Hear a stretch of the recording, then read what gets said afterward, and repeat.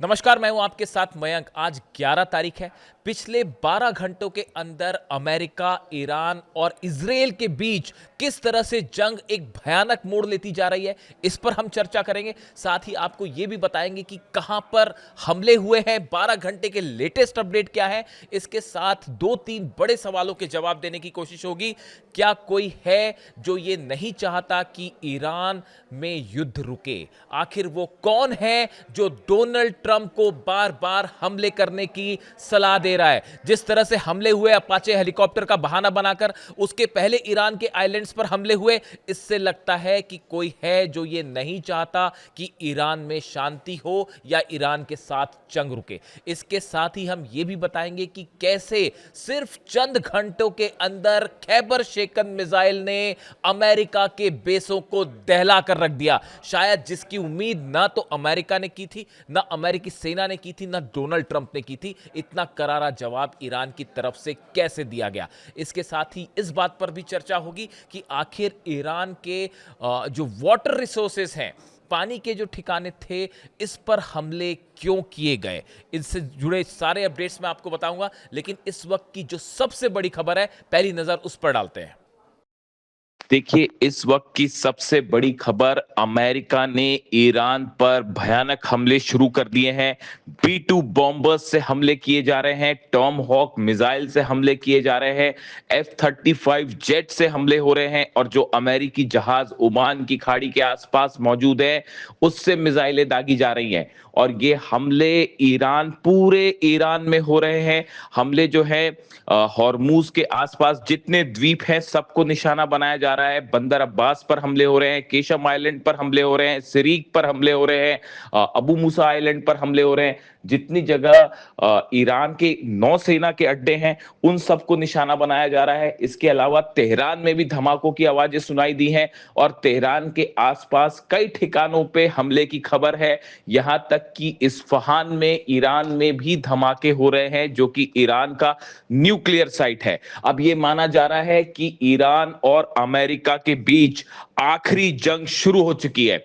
कल जिस तरह से डोनाल्ड ट्रंप ने यह ऐलान किया कि आज रात ईरान पर हमले होंगे, उसके बाद अमेरिका की तरफ से इस बात की घोषणा कर दी गई, सेंटकॉम की तरफ से, कि ईरान पर हमले शुरू हो चुके हैं।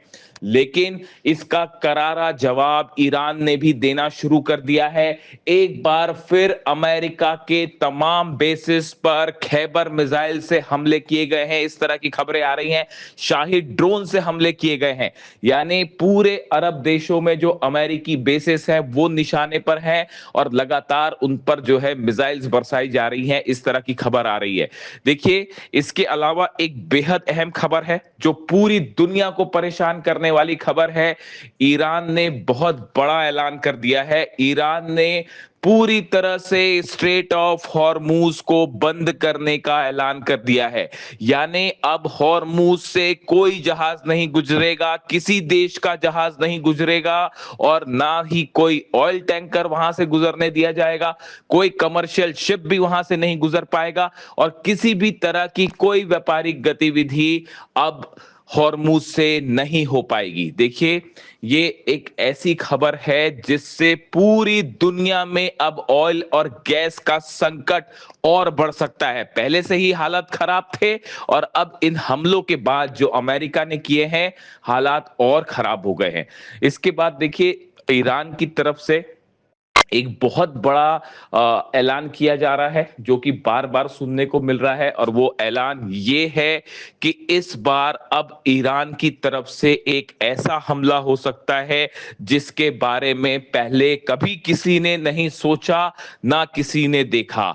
यानी ये माना जा रहा है कि ईरान की तरफ से कोई सरप्राइज अटैक हो सकता है, कोई ऐसा हमला, कोई ऐसी मिसाइल जो पहले ईरान के पास ना देखी गई ना सुनी गई। यानी पूरा यूरोप भी जद में आ सकता है, अमेरिका के ऊपर किसी भयानक हथियार से हमला हो सकता है। इस तरह के इंडिकेशंस मिलने शुरू हो गए हैं।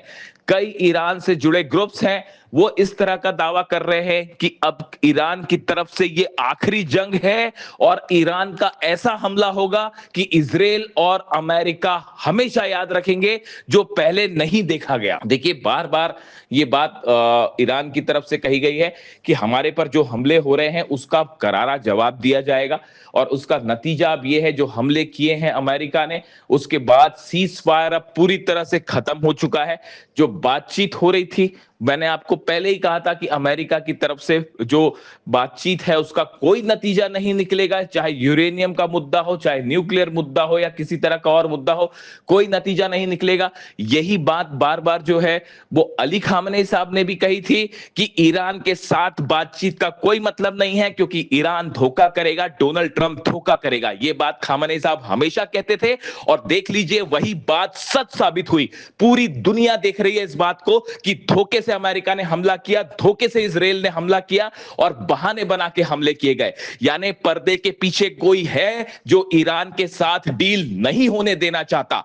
कुछ ताकतें ऐसी हैं जो ये चाहती हैं कि जिस तरह से रूस और यूक्रेन का जंग लगातार चलती रहे और रूस उलझा रहे, इसी तरह से कुछ लोग ये चाहते हैं कि ईरान जंग में उलझा रहे और यहां शांति ही ना हो।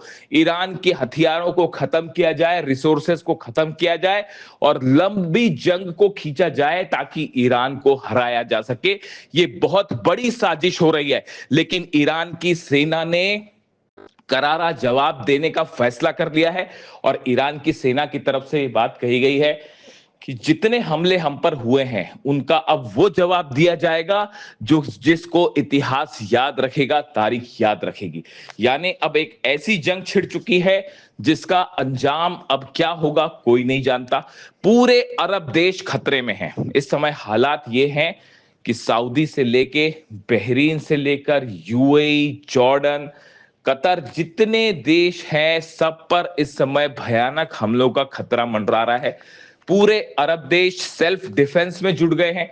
कल देखिए 21 ठिकानों पर ईरान ने हमले किए, और इन हमलों का नतीजा यह हुआ कि बहरीन में अमेरिकी नेवी बेस के ऊपर मिसाइल गिरी हैं, और वहां भारी नुकसान की खबर है। बहरीन में जो फिफ्थ फ्लीट का हेडक्वार्टर है उसके ऊपर सीधा मिसाइल गिरी है, और उसका बहुत बड़े नुकसान की वहां पर खबरें आ रही हैं। उसी तरह से जॉर्डन में अमेरिकी बेसिस पर जो हमले हुए हैं उसमें ये खबरें हैं, इस तरह की सोर्सेस से खबरें आ रही हैं कि F-35 जेट्स के हैंगर पर जो बम गिरे उसमें कई F-35 जेट्स को नुकसान भी हुआ है। ये बात अभी कबूल नहीं की जा रही है अमेरिका की तरफ से, और ना ही कुछ कहा जा रहा है, लेकिन हकीकत यह है कि कई F-35 जेट जो कि जॉर्डन में हैंगर्स में थे उनको नुकसान पहुंचा है, क्योंकि उनके ऊपर मिसाइल और ड्रोन अटैक हुआ है। इसी तरह से कुवैत में भी हमले जारी हैं। यानी कई ऐसे मिलिट्री बेसेस हैं जिस पर ईरान की तरफ से ताबड़तोड़ हमले किए गए, और इन हमलों से अमेरिका और पूरी अमेरिकी सेना और लीडरशिप हैरान रह गई। किसी को अंदाजा नहीं था, डोनाल्ड ट्रंप को अंदाजा नहीं था कि इतना जबरदस्त पलटवार करेगा ईरान, लेकिन ईरान की सेना ने बिना वक्त गवाए खैबर मिसाइल से ये हमले किए गए हैं, शाहिद ड्रोन से ये हमले किए गए, और उसका नतीजा ये हुआ कि एक हेलीकॉप्टर, जो अपाचे हेलीकॉप्टर तबाह हुआ था अमेरिका का, उसके बदले ये हमले किए गए, और अब बड़ा नुकसान हो चुका है अमेरिका का। यही वजह थी कल रात को डोनाल्ड ट्रंप की तरफ से प्रेस कॉन्फ्रेंस की गई, और ये कहा गया कि अब ईरान को जो है वो कीमत चुकानी पड़ेगी, ईरान के ऊपर बड़े हमले होंगे, इस तरह की बातें सामने आई, और उसके बाद अब ये आखिरी जंग शुरू हो चुकी है। अब सवाल ये है, यहां से जो आगे देखने वाली बात है कि क्या इजराइल की तरफ से भी हमले होंगे, मिलकर एक साथ हमले होंगे। ऐसा अंदेशा जताया जा रहा है कि जल्द ही इजराइल की तरफ से भी हमले शुरू हो जाएंगे, और ये जंग फिर उसी रूप में पहुंच जाएगी जहां से शुरुआत की गई थी। ईरान की सेना ने की तरफ से ये बयान आए हैं, ईरान की तरफ से ये बयान आए हैं, ईरान की सेना के प्रवक्ता की तरफ से ये बयान आया है कि जिस तरह से सिरेक आइलैंड में 2 पानी के ठिकानों पर हमले किए गए, वाटर इंस्टॉलेशंस पर ठिकानों पर हमले किए गए, ये एक वॉर क्राइम था। करीब 20,000 से ज्यादा लोगों के लिए जो पानी सप्लाई होता है उसको पूरी तरह से तबाह कर दिया गया उस टैंकर्स को। ये मानवता के खिलाफ अपराध है, क्राइम अगेंस्ट ह्यूमैनिटी है और किसी भी तरह के सिविल इंफ्रास्ट्रक्चर को निशाना बनाना ये बहुत बड़ी कायरता की निशानी है। जिस तरह से पीने के पानी को निशाना बनाया गया, इससे बड़ी कायरता कुछ नहीं हो सकती, ये कहना है ईरान का। देखिए, इसके बाद ईरान की तरफ से एक कई कदम उठाए गए हैं और ऐसी जगहों की सुरक्षा की कोशिशें शुरू हो गई है जहां पर पीने के पानी के रिसोर्सेस है, रिजर्व्स है।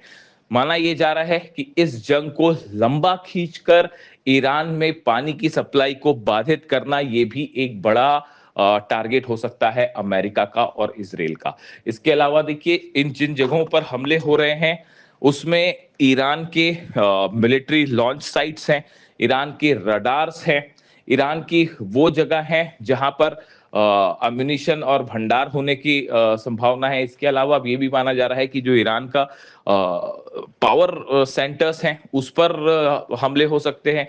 जो इंफ्रास्ट्रक्चर है, जिस तरह से पिछली बार अमेरिका ने हमले किए थे उसी तरह के हमले फिर से देखने को मिल सकते हैं। पुलों पर हमले हो सकते हैं, इलेक्ट्रिक स्टेशंस पर हमले हो सकते हैं। यानी अब एक आर पार की जंग छिड़ चुकी है और इसका नतीजा बेहद भयानक देखने को मिल सकता है। अगले आने वाले 1 या 2 दिन में ये तय हो जाएगा कि ये जंग कितना बड़ा रूप लेती है। क्या फिर से पूरा अरब इसमें जलेगा? क्या फिर से इजराइल के ऊपर जो है, इजराइल का डिमोना न्यूक्लियर साइट एक बार फिर खतरे में है? देखिए, कुछ एक्सपर्ट्स ने इस तरह की बातें की हैं जो बेहद ही हैरान करने वाली और डरावनी है। मैं अगले वीडियो में इसके ऊपर बात करूंगा। देखिए, मिनी न्यूक्लियर स्ट्राइक्स के खतरे भी मंडराने लगे हैं, यानी ऐसे हथियारों का इस्तेमाल हो सकता है जो वेपन ऑफ मास डिस्ट्रक्शन हो। इस तरह की खबरें आने शुरू हो गई हैं। ये बेहद हैरान करने वाले वो हैं जो इनपुट्स आ रहे हैं। अगर ऐसा होता है तो ये मिडिल ईस्ट में भयंकर तबाही की शुरुआत मानी जाएगी।